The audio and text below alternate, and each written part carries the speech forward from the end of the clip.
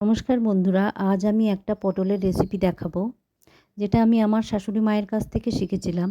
আজ আপনাদের সামনে দেখাবো। এর মধ্যে কোনো আদা রসুন পেঁয়াজ কিছুই দেব না, খুব সাধারণ রান্নাটা হবে। আপনারা দেখতে থাকুন।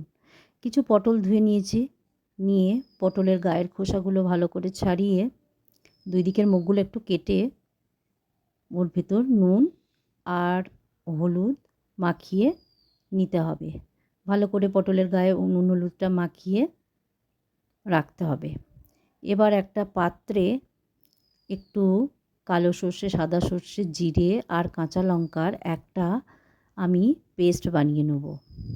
পেস্ট বানানো হয়ে গেলে এবার কড়াইয়ে তেল দিয়ে, তেল গরম হলে পটলগুলোকে ভালো করে লাল লাল করে ভেজে তুলে নেব। বাকি পটলটাও আমি ওইভাবে ভেজে নেব।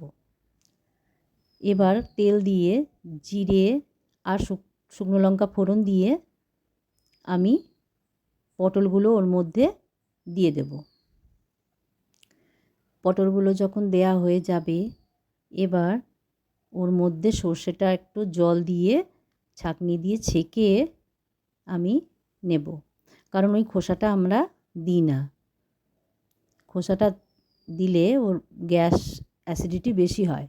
এবার নুন, হলুদ আর একটু মিষ্টি আমি ওর মধ্যে দিয়ে দেব। দিয়ে ভালো করে ফুটলে, যখন একটু শুকিয়ে আসবে পটলটা ঝোলটা, তখন একটু ফেটানো দই আমি ওর মধ্যে দিয়ে দেবো।